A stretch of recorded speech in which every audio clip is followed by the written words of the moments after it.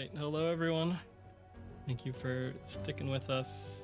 Appreciate everyone hanging out this not morning anymore. I don't know, my sense of time is thrown off. Close enough. It's not noon yet here, and it's early other places, so it could be whatever time. Depends on the time zone. Anyways, hi, this is Death's Door. There's a bird in this game, it's pretty cool.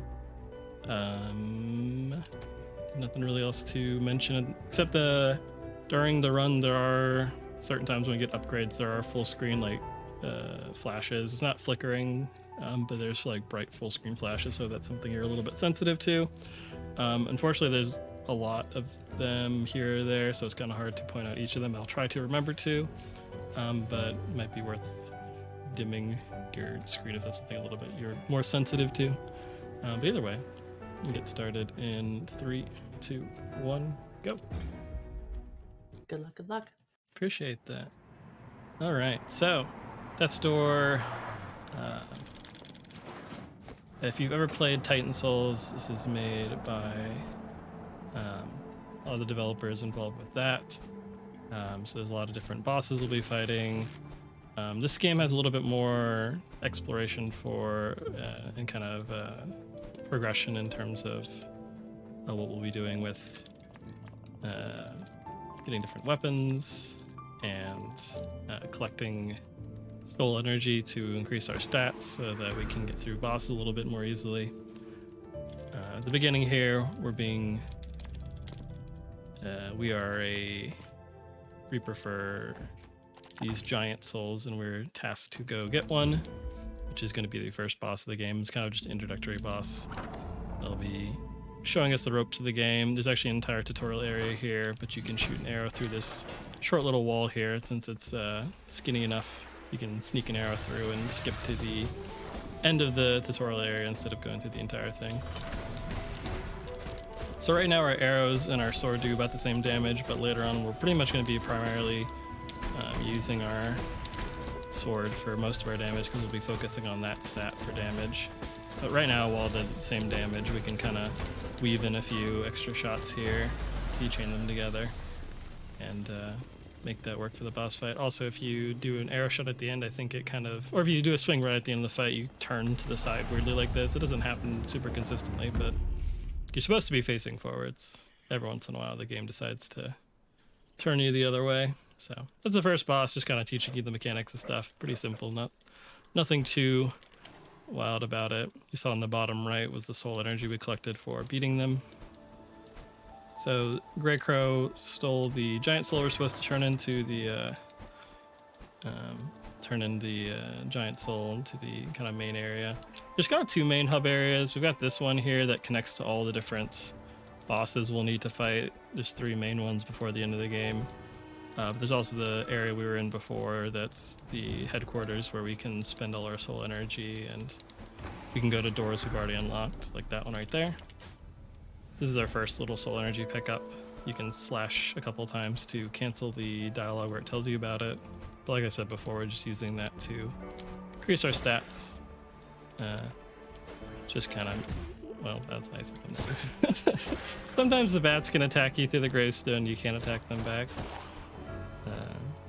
But we're just clearing out these enemies to get through this area. The important thing early on is collecting the fastest soul energies along the way of where we're going, so we can upgrade our stats, because lower level stats cost less and give us some good increases for our damage. So trying to go out of our way a little bit to get those sometimes, but as we get further on the game, we're not going to spend quite as much time collecting that around. The reason I quit out and reopen there is to respawn the enemies here. We're gonna move this bat over towards the door to avoid using the key we just got. Oop, well, sometimes the bat does not want to cooperate if you're too close to that corner. All right, come back down here. If we roll right as it goes into the corner, it will pop us up over the gate. I was a little bit too close to the gate, so it kind of pushed me into it last time. But that avoids having to kind of go the long way around to get to the second boss. And it also lets us keep the key that we have, so we don't have to watch a cutscene later on. This is Guardian the Door. Next boss fight, decent bit harder than the first one. Just get a few arrow shots in there when we can. You want to stick to the back of this boss to avoid all the attacks.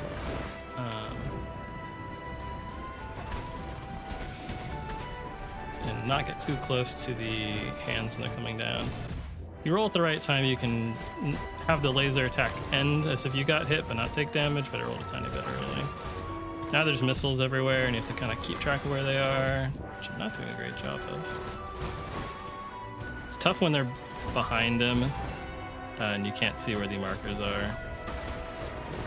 So we'll be on kind of sketchy low amounts of health, which is unfortunate since we've got some stuff we can do that's possibly going to get us hit when we're doing some skips later on, but we'll see how it goes. If things go wrong, we'll just have to walk back and be a nice time for donations then. Actually, this is probably a good time for donations or announcements if you have any left from that you didn't get to say before the run. All I want to say is we do have that donation incentive for Malady coming up, not after this run or the next run, but after the next run, to increase the difficulty, and that's at $150. Currently only have 64 cents towards it, so every dollar will get us closer. So this is the area that you're supposed to go to third.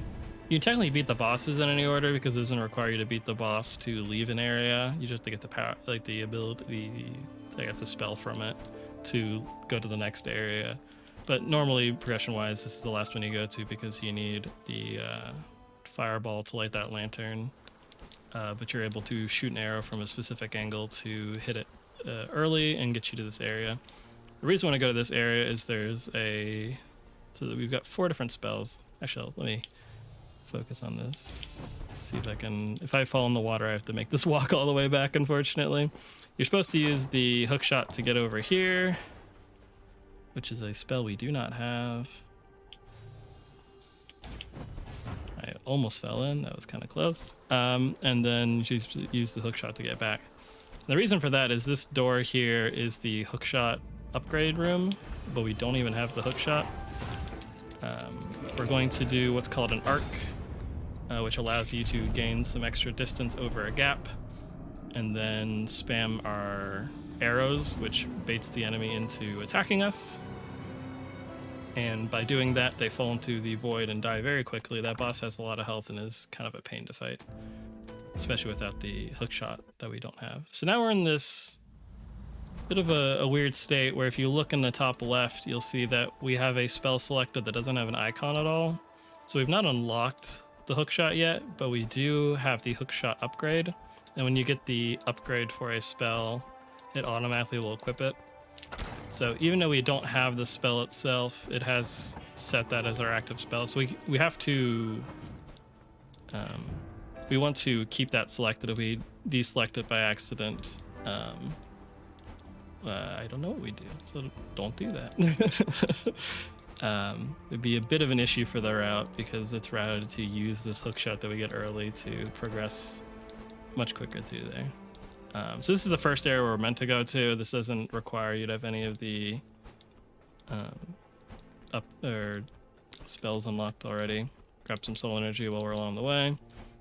So normally you need to use some switches to get through here. There's a weird hook shot point in this corner that never gives me issues, except now for whatever reason. And that clips you through the wall and you're able to drop through. There's usually an elevator you go into afterwards, but a little bit quicker to do it that way. So this is going to take us to the estate area, the first main zone of the game. We were also meant to talk with Grey Crow before, who we saw at the beginning, and that's what's supposed to unlock give us the key to get to this area.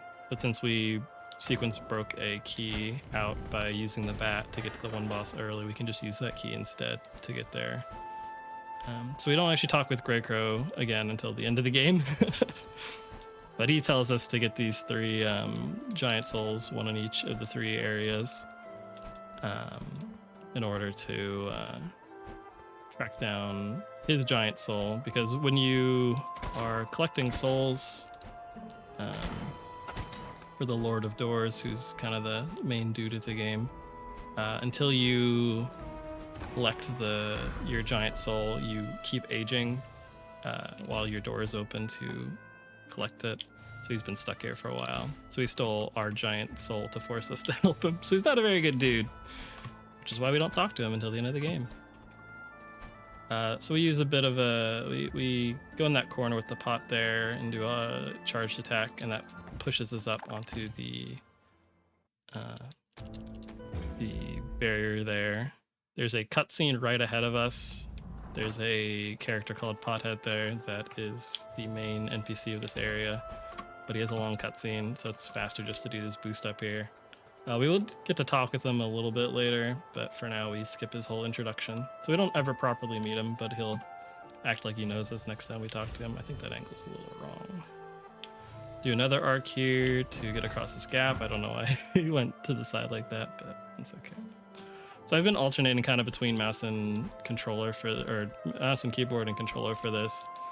Since you can't use your D-pad for movement for this game, since you use it for the spells in the top left, if I ever want to hold a certain angle, it's a little bit easier for me just to switch over to that instead of using the analog stick, because I, for whatever reason, struggle with holding like exact angles with it. But so we're making our way through this estate. Because we have the hook shot, and you're not really supposed to have that the first time you're not supposed to have that at all the first time you come through here. We're able to use the hook shot to kind of go through an alternate route through here.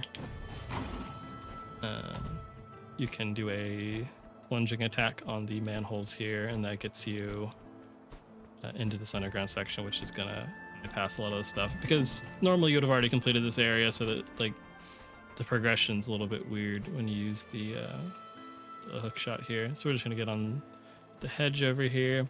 This is a life seed. We're gonna skip the dialogue about it again, but we can plant them on those pots, like the one we used to boost up onto the hedge, and it'll give us a full heal when we interact with it. So we'll be using that in an area later on that is fairly dangerous, and a lot of the time ends up with you taking a lot of hits. Not really for safety, it's just kind of baked into the route to grab that there, because it's pretty much impossible to get through without taking a lot of damage unless you get really lucky or have a gigantic brain. So we're gonna bait this archer over here.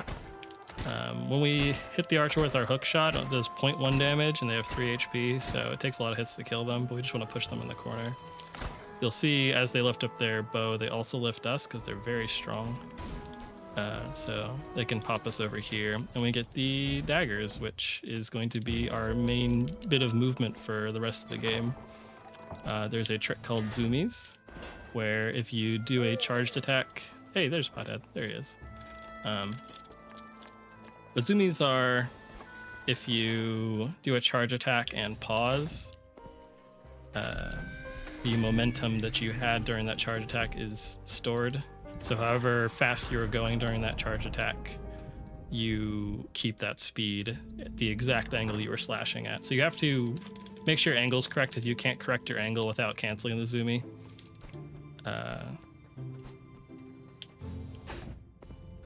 And the point you pause at is fairly important as well, because if you pause at the wrong time, you'll get almost no speed, or you'll get slower speed than if you were just rolling.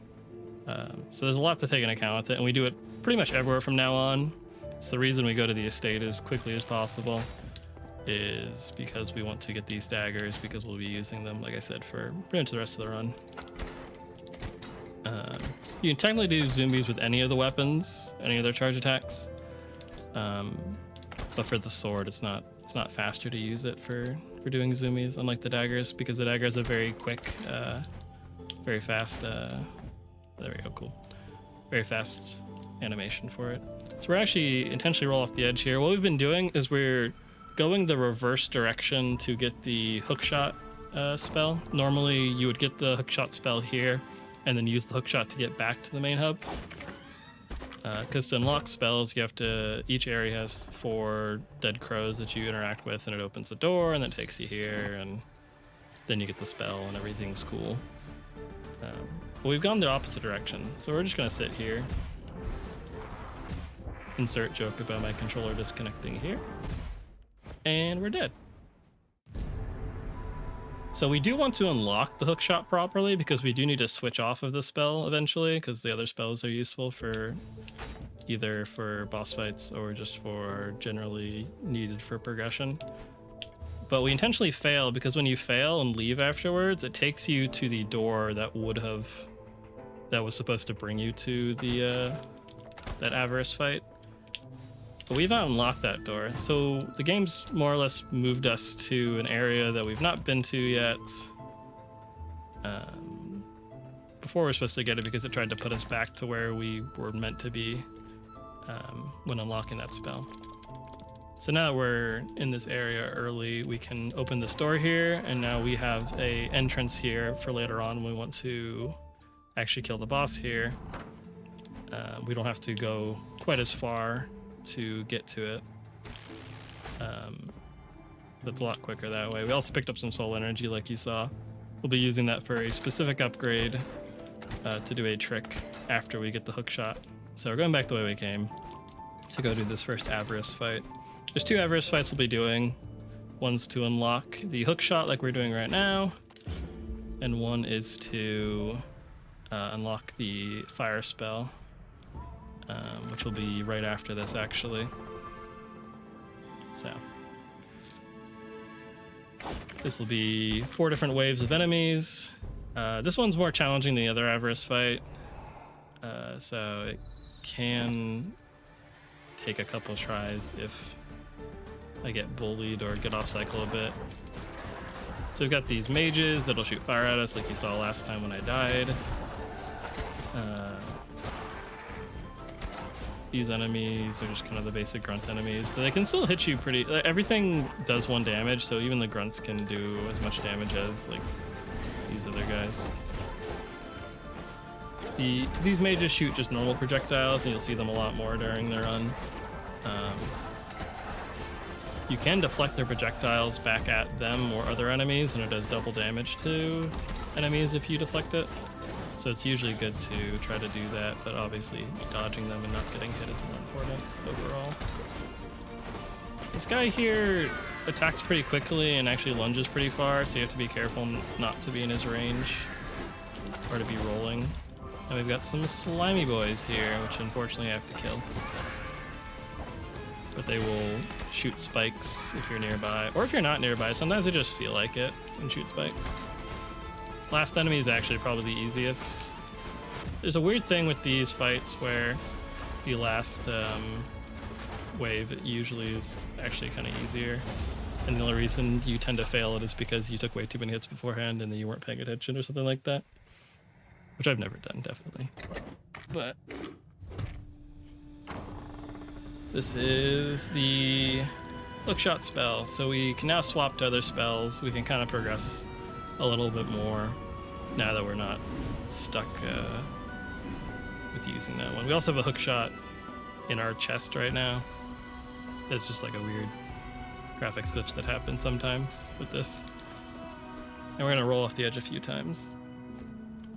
The reason for, instead of quitting out and reopening the game like we've done before, is if you die, you get sent back to the main area of the hub, but if you quit out and reopen, it just keeps you here. And then if you die after that, it actually... Oh, actually, let me return to title screen. Go back. If you then quit out the main menu after you... Or if you then die after quitting the main menu, it will actually have your respawn point set there too. So then you have to walk all the way back. It's not fun. All right, cool. Whoops. Time for one of the more, I wouldn't even say finicky, but more precise tricks you have to do. Involves using a few different mouse lineups, a few different weapon attacks as setups. So this is the way to get to the fire spell upgrade, which we need to finish the game. but there's a gate in the way. So weapon attacks have a fixed distance they take you. Rolls actually have a little bit of variance in the distance they take you, but weapon attacks don't. So I specifically pick up the umbrella just so I can do a slash there, because it gets you the exact distance you need down. And then I'm going to do a couple lineups here to make sure I'm facing the right direction. I'm going to roll and heavy attack, move my mouse here, and then click, and it takes you right onto the railing here. Now I just need to get there. But yeah, this is the main part of the run where you do a lot of flipping between. Whoops. Do a lot of flipping between mouse and keyboard and controller for these setups. So that's the first one done. Unfortunately, right after this one is a second gate that's pretty much the exact same as that one. But since we're in a different area, we have to use different lineups. I actually think these gates are slightly different as well. So this has a completely different lineup. So you do 6 slashes on the side of that chair. Line up with the HUD there a little bit. Line up with the corner of the 2 books. And then do that. It worked. Does not usually work first try. And pop ourselves over. So cool.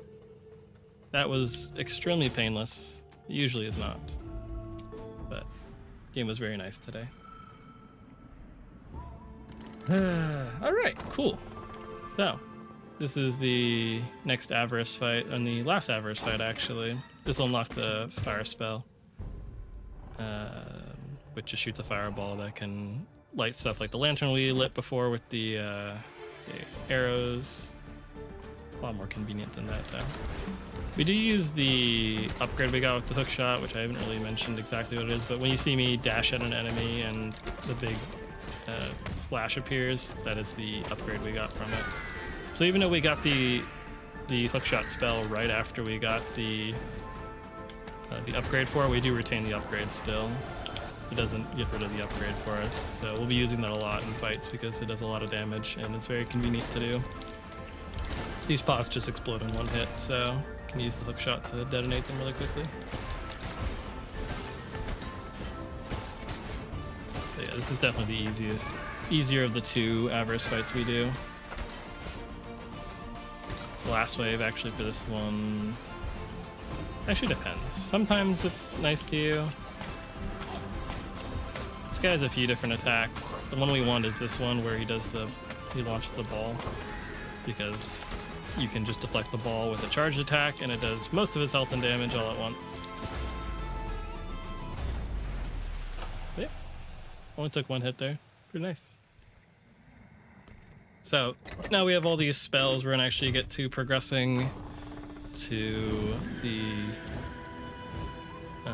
through the areas of the game and beating some of the 3 bosses we need to. So we'll be going back to the ice area we were at before. There's a Yeti boss we have to fight that I think getting to the Yeti boss usually ends up being a little bit harder than actually killing the Yeti boss, but we'll see how it goes. But we'll get to that when we get to that. Before then, we have to light 4 different things to actually get access to the area that she's in. Newt, if you have any donations or things you'd like to announce, probably not a bad time for that either. I absolutely do. We did get in a $7.70 excuse me, a $7.77 donation from Anonymous that says family, family, family, family, family, family, family. So thank you very, very much. Cool. Like I said before, we're just going through this castle to get the 4 different points we have to light to get the elevator working to get out of here. For the most part, nothing too awful. The game does expect you to have all the spells at this point to be in this area, which isn't too much of a problem for us, at least in this area.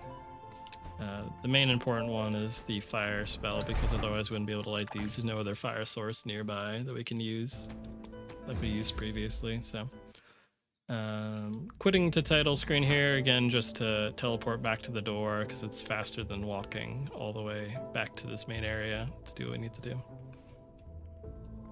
All right, cool. Back through here, zooming. There we go, cool. Keep pressing that. There's the Shining Things tab that's there. There's a bunch of little collectibles you can find in the environment. So it's definitely a fun game to... The speedrun, I feel like, doesn't really spoil a lot of the exploration or other sort of fun you can have with the run. So definitely worth playing for that and finding stuff. And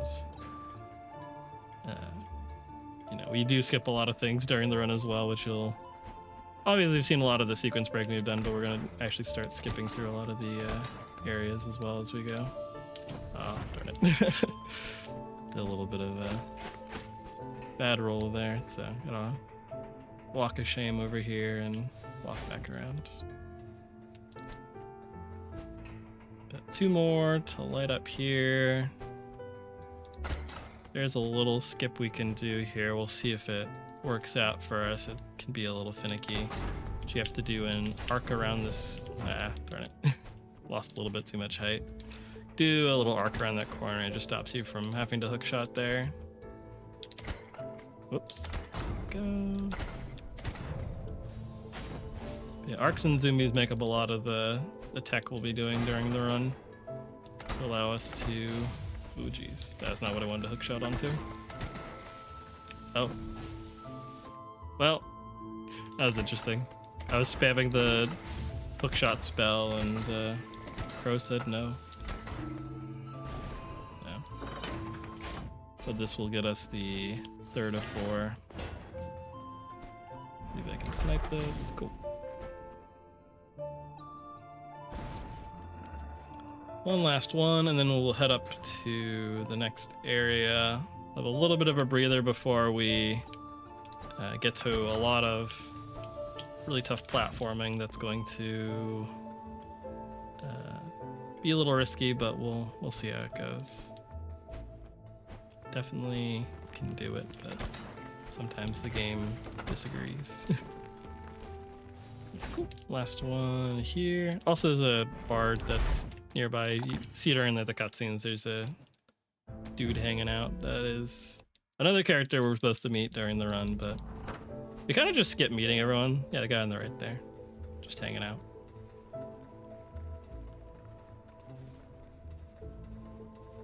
This cutscene's supposed to show the elevator popping up, which is why it's slightly awkwardly long. It just sits there for like 10-15 seconds, because by quitting out, we cancel the animation. You can also do zoomies into walls like this, so you can kind of prep them for when the elevator goes all the way up, and you just zoom out from there. Picking up some more soul energy. We're not done getting upgrades yet. We actually have a couple more we're going to get before the end of the run, but the main first few ones are really important. Because we are fighting one of the later bosses first. So picking up all these different upgrades really helps us out with not getting destroyed and not having to like be in the boss fight for a long amount of time. Because Betty, who is the Yeti, has a knack for, similar to the missiles that were in the Guardian fight that we did, the last boss we did. Betty will eventually start dropping things down that can fall on your head, and easy to miss the little shadows for it. But we'll get into that in just a second. We have to make through this intermission area here. Talk to some crow rebels with their little cats.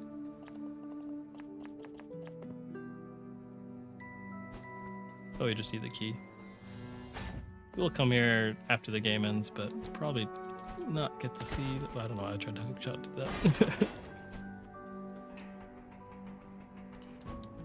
All right, but yeah, this will take us up to Old Watchtowers, which is one of the 2 kind of infamously difficult sections for this run for a current patch.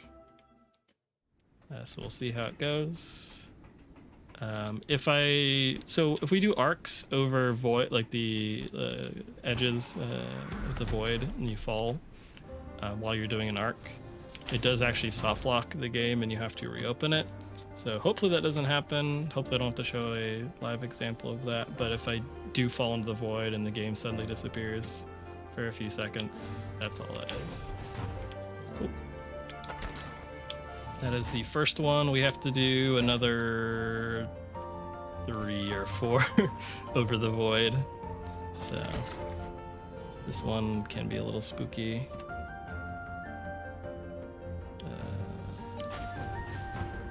We barely made it. Kind of rolled up it at the last second there, so we are skipping a lot of the normal progression of this area by doing these arcs and skipping around these gates you're supposed to go to. The only reason I kill the wizard there is the wizard will teleport and follow you the entire time. Okay, this is actually the one I need to focus on a bit. So want to edge your way out here. That's a little bit too far. I'm falling off. You want to get like right on the edge of falling off, but not quite. All right, I am locked into this now. If I mess this up, we fall in the void. Cool. All right, no more arcs over voids in this section. So we're not out of the woods yet because we have to do this arena fight. And this is probably one of the harder fights in the game, like including bosses and stuff. I dread this one because there's ice everywhere, and I try to spend as little time on the ice as possible because the enemies will slide around, and if they do like a charge attack towards you while they're sliding, they will just slide across like half the arena all at once. So you can be safe and nothing can be wrong, and then suddenly one of these little dudes comes out of nowhere and ends your whole career. So only when you're fighting these enemies that are waddle very, very slowly out of the ice will I leave. But pretty good so far, not to jinx it. We've not taken any damage. Baiting all the enemies to come over here to me off the ice rather than going chasing them. We'll chase the boomerang guy. I don't know why I like walked in front of the boomerang there. That was tempting fate. Thankfully it came over here, which is the last enemy we need to kill. We have these shield enemies here, which are a pain, and you have to fight 2 of them. They do these 2 attacks, one after the other, and they attack very quickly after you get in range. And sometimes they just attack like when you're not in range, like there. I was pretty far away, but they just decided they wanted to bonk me anyways. Fortunately, this one won't really come out of the... won't walk up the stairs for whatever reason. So you do have to go down to the ice to beat him up. Yeah, we took a couple hits there, but thankfully for most of the fight we were fine, so be safe. So next is the boss fight. I will go back to title screen and re-enter the save file just to get our health back. There's a little glitch we can do here that isn't really used anywhere else in the run, at least. Whoops, jeez. Here. When I my route, but does not want to work. There we go. There's a glitch with rolled heavy attack where if you do a zoomy out of it, it will make it every time you roll, it does an attack. So you'll see when I dodge, I do this extra little slash now. So that glitch stays until you get hit. So you want to not get hit as much as for as long as possible. A lot of this fight is staying close and circling around until Betty wants to do these roll attacks. And then you need to roll kind of like perpendicular from her. She can also throw snowballs at you, but I've almost never seen that happen because you have to run away from her. Every once in a while she'll randomly throw them at you though, even though you're close. I've had that happen once or twice. Ow. Okay, well that's the first hit, but we went through most of the fight without taking a hit, so soon the snowballs will start falling down, and then we can get unlucky and one can just spawn on top of our head and at a bad time. Oop, let me not make this fight exciting. Cool. But it usually has like a little enrage where she'll yell and pound her fists and a bunch of snowballs will fall down, but we killed her fast enough and her cycles worked out in a way where she just kind of didn't. That's not usual with it.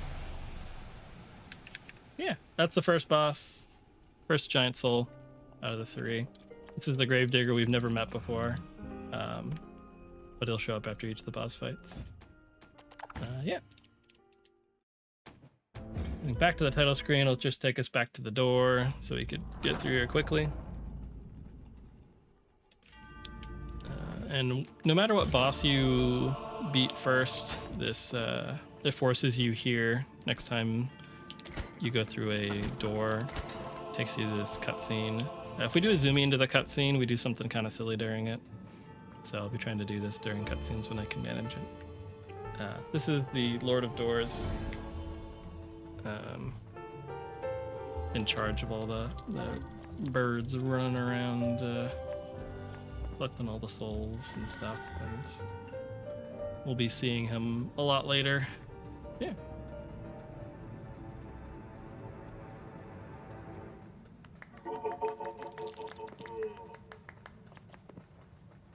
And there we go. No more spinning bird. While we're getting to the next area, I do have some time, Newt, if you have anything to jump in with. Oh, I certainly do. During that time, we did get a $15 donation in from Rill that says isBullets. Hell yeah. And I do want to say that donation did go towards the Malady incentive to increase the difficulty, which is now currently sitting at just over $15 out of $150. We have probably about another hour and a half to 2 hours before that run, so let's get some donations coming in for it. I want to see them all. I appreciate everyone's generosity so far. Lots of people being very kind. All going to a good cause, so. Yeah, so now we have zoomies. Going through this kind of main hub area is a lot less painful. We can kind of move through it once we snipe that fire there, which I don't always do. So while we're waiting, we can just kind of do whatever. I have to wait for this cart to come all the way down. Cool. All right, this is the second area of the game. See, we're going... No, we're not going the right order. We're doing these in reverse order. We're starting with the third area, now we're going to the second one. Just kind of how it works out. Rolling up this way to get this door open. This area has a lot of like long straightaways, which is really nice for either practicing zoomies or just moving on through. I grabbed the door, nice. These weird Venus flytrap sort of things. All the people here. We're not going to see any of this area at all. There's a whole bunch of stuff you have to do, and there's a ruins area you have to go to underneath, and that's going to get you the bomb power. And you have to use the bomb power to break a rock wall to get to the next area, but we can go out of bounds with an arc and then go off the edge here and go out the exit door in like 30 seconds. So that's all we see of that area. We don't get to go back there for the rest of the run. That takes us to the flooded fortress though, which is where the frog boss resides.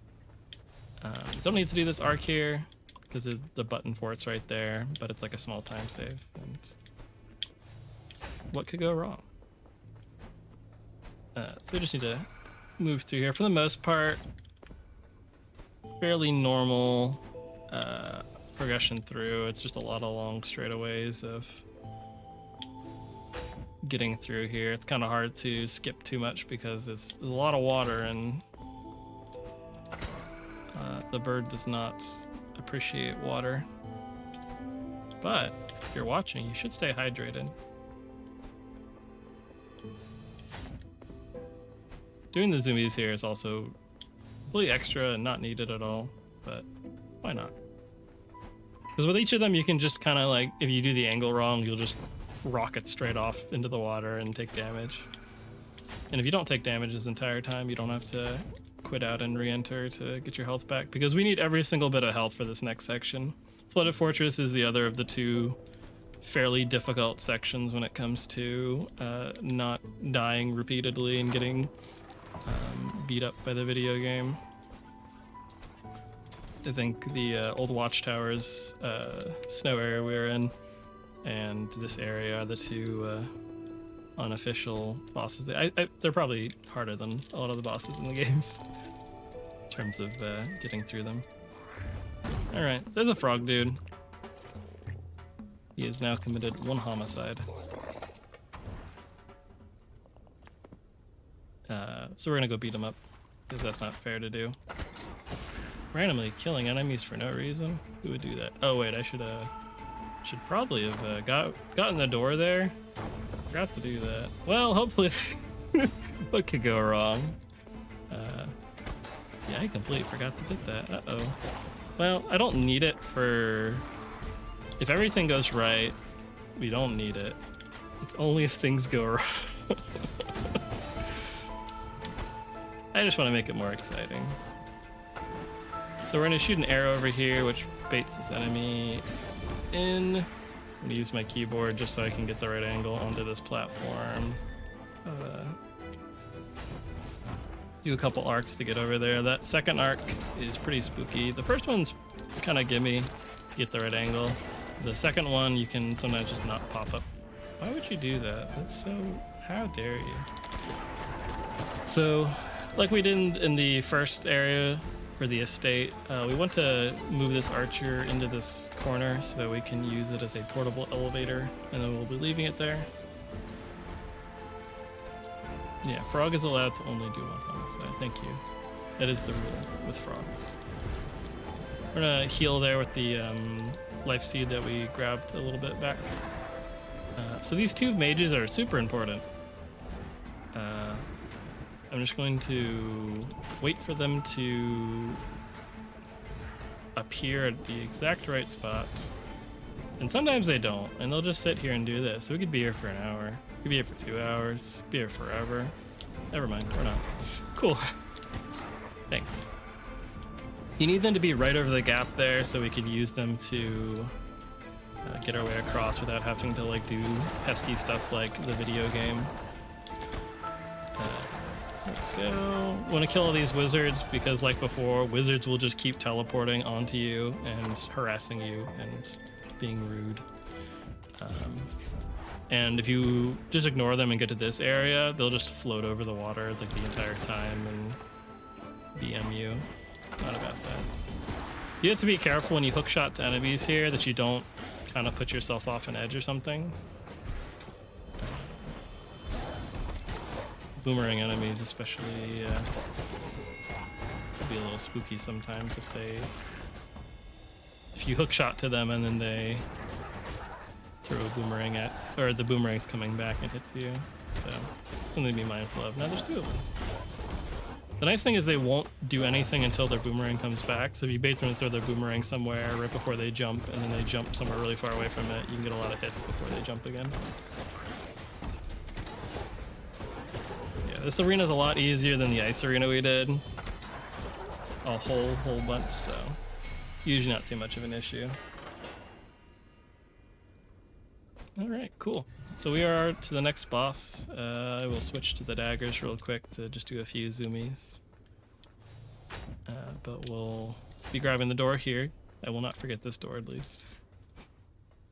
I think because I didn't grab the other door before, I think it would have respawned me at the start of the entire area if we died, which was a non-zero chance. I don't know why I forgot to do it, but I just want to make it more exciting. This is the frog boss. I would do the zoomie into the cutscene for fun, but I don't know what that does. It probably makes you spin, but also locks you into that movement until you get hit or until you roll out of it. So, and you have to swing at the very beginning to get some damage to this guy. So how this boss works is he's got armor on his, or like little straps for his armor on his back, and you have to hit his back 3 different times. So we're gonna try to do that really quickly by swinging as he's coming down here. But you don't want to get hit by him or fall in the water. There we go. Awesome. And after that, the boss fight kind of properly starts. Puts all his armors away. Now he's a big boy. Got 2 different attacks. Pretty much only 2 different attacks. He's got this one where he tries to absorb you in and pull you off the edge. You can just slash towards his hand and you're able to get a decent amount of damage in. And then you have this other one where he throws bombs at you. Again, you're kind of able to avoid it by walking along this edge here because you're not standing. The bombs will only hit the tiles if there's a valid tile to target nearby, and only will start dropping bombs on you if there's like no tiles nearby. Okay, I actually do want to fall off there so it teleports me a little bit closer. Cool. There's like no tiles left. You can shoot the thing on his back to make the tiles reappear, but we got good RNG with which tiles he broke. Never mind. Broke the one tile I don't want to break during this phase, which is the one I'm standing on right here. But yeah, that's really quick boss fight actually. If you die during that at the end sequence, since you have you're able to move around, if you die during that, you actually have to refight the boss. Which was a fun thing to find out by just yeeting myself off the edge, hoping that it would like skip the cutscene. Oh, we're just walking. All right, whatever. I don't know how we were moving during the cutscene, but you know, I guess just waddling along. Cool. That is 2 of the 3 bosses before we get to the end of the game.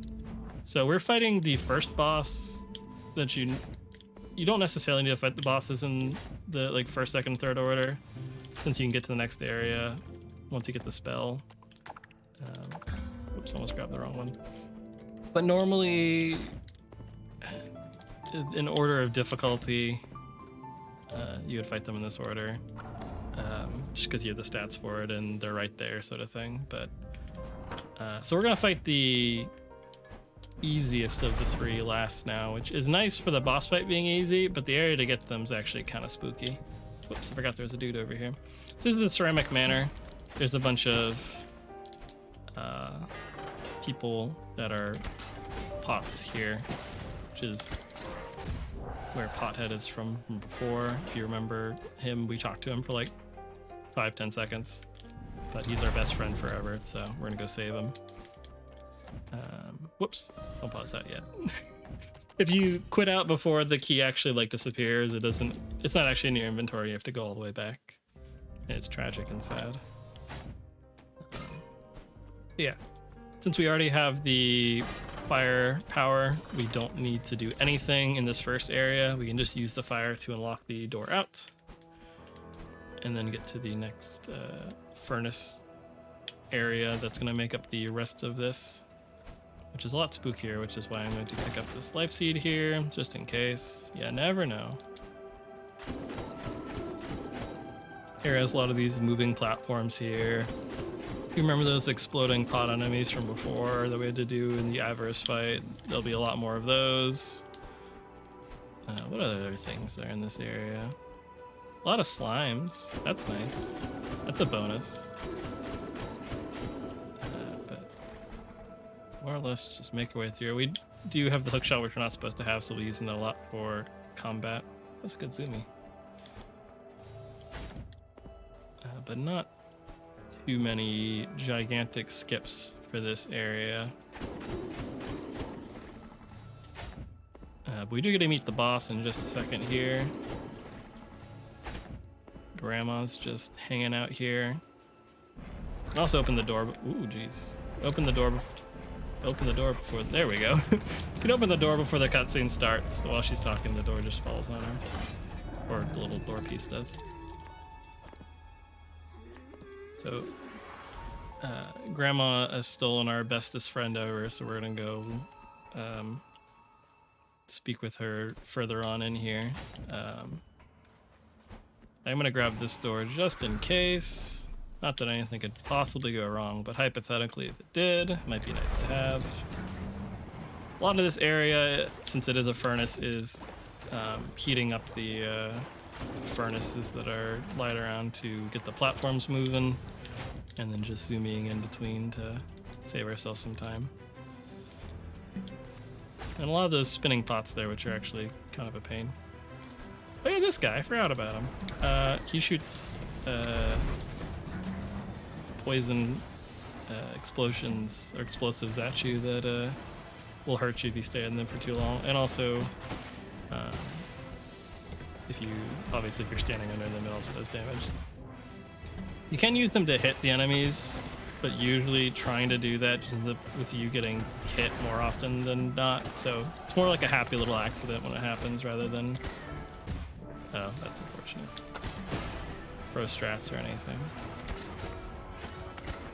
The last thing he does is he goes to this door here, and if he sits at just the wrong angle, he can block the door because he drops his explosive when he dies, and that'll explode in a few seconds. But it also has like collision, so you can get body blocked by it. Please let me through. Yeah, the run's been going pretty well so far. We didn't soft lock. Nothing went horribly wrong. None of the bosses have killed us. There's still a few hard bosses left, so there's still a chance for that. There's some big blobby boys there too. This area can be a little bit spooky. There's a lot of archers that we tend to ignore. There's a lot of projectiles, a lot of exploding dudes. We just need to set this furnace. Oh, also the exploding guys can hit the cart that we're on and move it across for us. So we have to wait for it to come all the way back, so. Oh geez, okay. I'm trying to do a zoomie across here. Oh, well, that was ill-advised. Doing it for the, oh. I didn't think he was gonna attack that quickly. I was ready to roll. All right, cool. The bosses couldn't kill us, but some random blobby boy could. That is the power. Power of the slime. But now we're just gonna walk back. We were not very far from the door we grabbed. And everything stays activated, so we're fine. But all the enemies are back.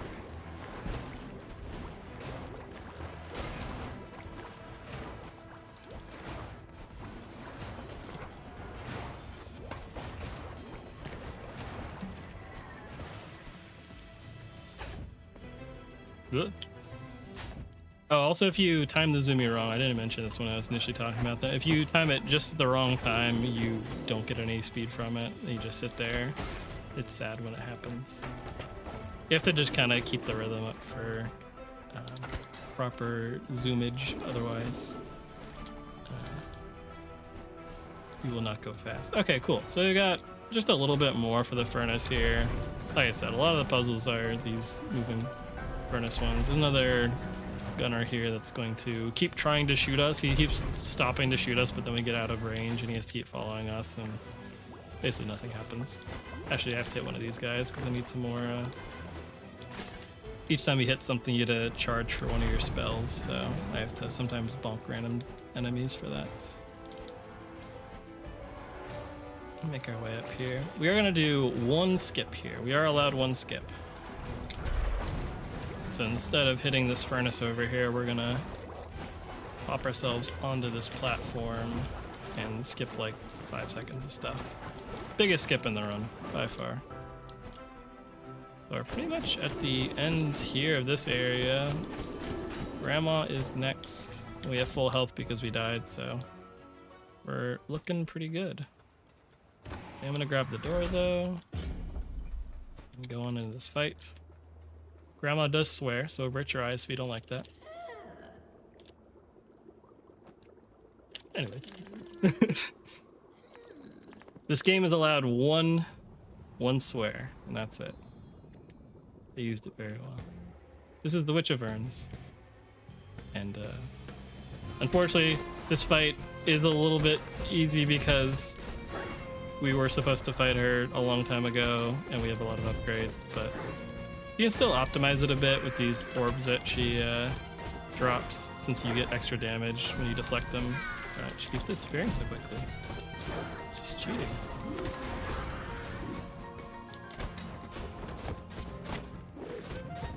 Actually a little bit low on damage. Grandma did not like me BMing. No. Bullying me.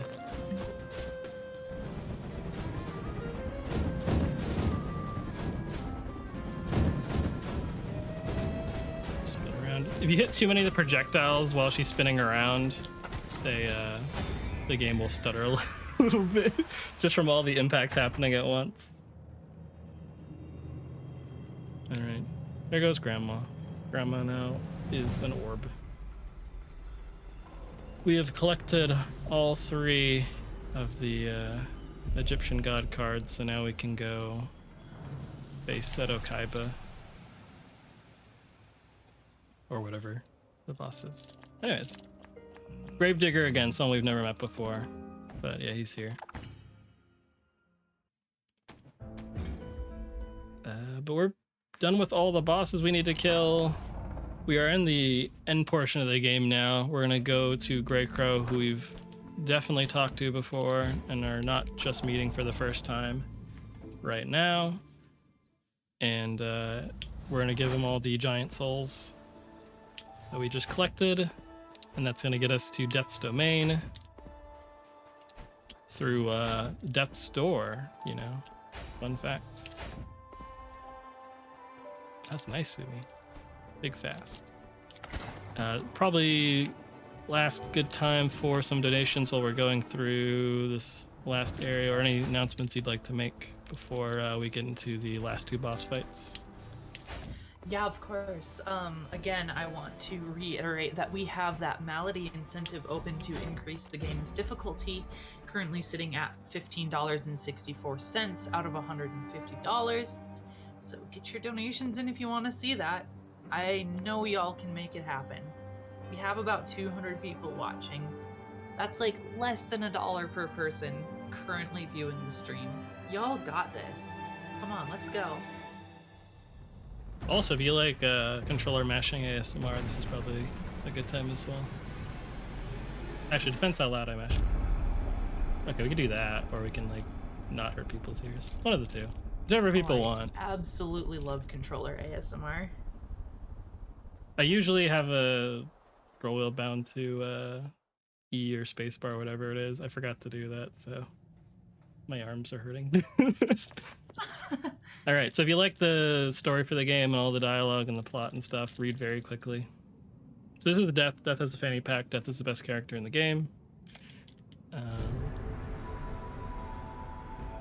was gonna say this is like one of the only times we're gonna see that, but we already had to see it once when we weren't supposed to. So, anyways, Grey Crow is trying to figure out what happened to the giant soul he was chasing after. That's gonna give us lots of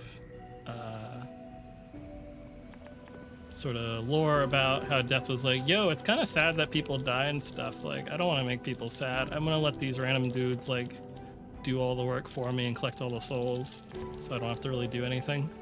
And in return, like, they gotta live pretty long. But then this one guy was like, well, what if I just don't die? So now everything's messed up.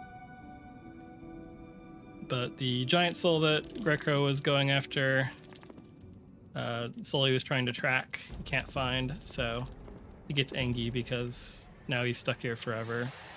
So now he's gonna try to beat us up. This is probably, I would say it's the hardest fight in the game. The other fight afterwards is hard too, but he can bully you. So he drops, every time you hit him, he drops these, why is that one red? That's weird. He drops these crow heads every time you hit him. And they can drop pretty much anywhere, including right on top of you, if you're really unlucky. So probably at least once during this fight, I'll have a crow head drop straight on my head and take damage. Like that. Immediately. On request. So you can't hit him while he's doing these chain attacks, but it's better to just clear the crow heads out of the way. Just because they start kind of compiling and getting all together and get a bit unwieldy. Oh, I did hit him by accident. There we go, cool. Here's a couple attacks that he'll do near the end of the fight. One of them is this one, which spawns a bunch of little dudes that will block my hook shot, actually. That was my fault. Wasn't the game's fault. So if I try to hook shot one of these little spooky flying dudes is in the way, it'll hook shot to them instead. But actually the fight went pretty well. He was very kind to us. We're just gonna quit back to the main menu to skip the fade out. And Death, who did not help us at all during the fight, is gonna talk with us about some stuff and things. I actually don't remember what he says, but it's probably important to this story. Death is on our side, minus the fact of not helping us. I guess we don't permanently die, so I guess he is helping us, but I don't know if that's what he means. Cool. Final boss fight. A little bit of exposition and lore before we get there. And one last chance to get some upgrades and stuff. So we'll be getting one more dex upgrade to give us a little bit more attack speed.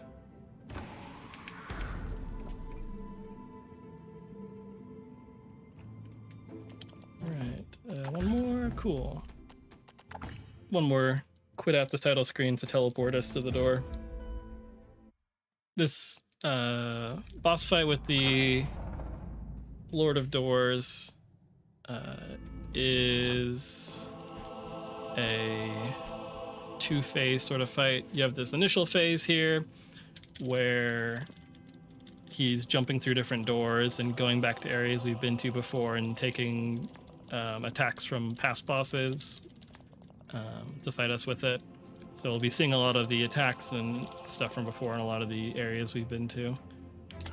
This first one, though, is just him trying to punch us. Cool. I thought I had enough damage where he wouldn't punch me, but yeah, there's a little safe spot here, so you can just wait for all these to go by. Once you've done enough damage to him in each of these fights, he'll teleport away. Do a few zoomies here, why not? As a treat. Do some more zoomies. Any excuse to say the word zoomies, I will take it. There we go. Sneak our way through here. There's a few little small optimizations you can do. Like you're supposed to hook shot to the left here, but if you hook shot at the right time, you're able to avoid that. Cool. So this is the first area we're revisiting, going back to the ceramic manor out here. So he's going to use the pot attack that Grandma was using to throw different ones at us. Though we can do enough damage very quickly where he actually just leaves during the attack, which can actually be a little bit of a problem. Sometimes he'll... Oh jeez. Zoomy. Having some technical zoomy issues right now. There we go. But each of these is followed by a little intermission like this where we have to sneak by things. Thankfully for this area at least, or for that right there, you can just kind of sneak along the side and avoid all the enemy attacks. So this is the second area. We've actually not been to the area where this fight is happening. Like this is the starting ruins area that we skipped going to by doing the arc. I actually think that's the only, out of the three, that's the only attack that he takes from a boss that is not actually an attack that I think the frog does. I don't know if that has anything to do with the frog, actually. I just thought about that. Anyways. But each of these little mini fights is pretty quick. It's mostly the fact you have to do this all in one go without losing all your health. Otherwise, you have to start at the beginning. So this is the Betty fight. And he takes the rolling attack, which should be the only time we see that attack, actually, unless we mess stuff up during this next phase. But after we've beaten all these little mini fights, we have the second phase where he will be using all the different attacks we just saw and a bunch of other different like new ones as well altogether. Back at the main hub that we were at. So it's a fairly challenging fight. But yeah, so we'll be getting to that. Time will be on the last hit. There'll be a big light flash. I will try to mention it, but if I don't say it, then it's when the boss is dead and there's a big full screen flash and we're not dead. Hopefully not dead. All right, cool. This fight does have a bit of a pattern to it as it's going through. It's if you don't get hit and you stand in the right spots, he'll do mostly the same attacks, but there's a little bit of variance on which moves he chooses, but he'll kind of do them in the same sequence. So we'll see. Also, confusing thing about this fight is you just start like right next to him. I always forget. You just mash and get some damage in before he does anything. One thing important about his AI is that if you're behind him like this, he'll do these kind of backhand attacks, which are really nice and cozy to fight back from, because there's a nice sort of cycle of doing 2 hits and then rolling, 2 hits and rolling. Sneak a couple hits in here. I'm gonna do it again. 2, 2, 2. If we roll at the right time, we can hit by the laser but not take damage. There we go. And because it thinks we got hit, it's going to cancel that attack early. He also has an explosion attack where he'll kind of charge up for a second and then blow up in an area around him. We probably aren't going to see it because he's about to die. I think. There we go. That's time. All right. Well, we didn't get hit at all, so I guess all that stuff I said about the boss fight being hard is wrong. But yeah, there you go. That is Death's Door. GG. Felt pretty good. We only had the one death late in the run that we weren't supposed to have, so that was a pretty clean run. If you enjoy anything you saw about the run and want to learn it, there's a few categories for this game. There's current patch, and then there's the 1.0 patch, which a little bit more busted with stuff. But if you want to learn any categories or just curious about stuff or just like the game, definitely check Death's Door out itself. But there's also a Discord for the speedrun for the game, which you can get from the speedrun.com page. A lot of folks in there that know a lot about the game, a lot more than I know about the game. A lot of very talented runners that will answer any questions. Community is very nice for the game. Also, somehow I just did an attack during the cutscene. Weird. Anyways, so yeah, I would definitely suggest running the run if it all seems cool. I've had a great time running it. And yeah, thank you everyone for having me on. I'll be helping with some staff stuff later on, so I'll be around in chat. But regardless, have a wonderful rest of the marathon, everyone. Thank you, Newt, for everything for the hosting. Appreciate that. Yeah, of course. Thank you everyone that's been on staff duty and volunteering this marathon. Everyone for watching and donating. It's all very appreciated. Appreciate everyone. If you're just watching, or if you're able to donate, or tell folks that we're doing this. Hoping to end day 2 strong. And have a good rest of your day, everyone.